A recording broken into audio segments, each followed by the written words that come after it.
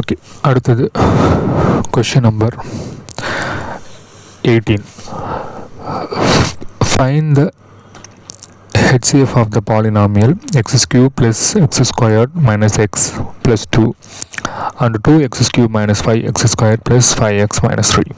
தமிழில் x cube plus x squared minus x plus 2 மற்றும் 2x cube minus 5x squared plus 5x minus 3 ஆகிய பல்லுறுப்பு கோவைகளின் மீப்போக்கா காண்க. So பல்லுறுப்பு கோவை, அதாவது பாலினாமியல்ஸ் கொடுத்துட்டாவே இந்த மாதிரி எக்ஸுக்கு ஏதாச்சும் ஒரு வேல்யூ கொடுத்துக்கோங்க, அப்போ தான் ஈஸியாக சால்வ் பண்ண முடியும். ஆனால் ஒரு கண்டிஷன், எக்ஸுக்கு வந்து 1 மட்டும் கொடுக்கக்கூடாது.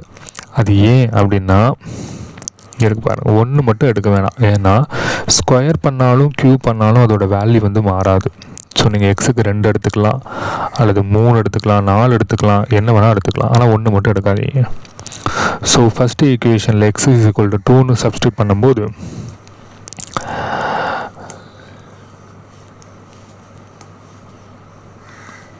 எக்ஸ் க்யூபுக்கு வந்து 8, எக்ஸ் ஸ்கொயர்டுக்கு வந்து 4, எக்ஸுக்கு வந்து வேல்யூ 2 -2 2 அப்படியே சிம்பிளை பண்ணிங்கன்னா 12 வருது.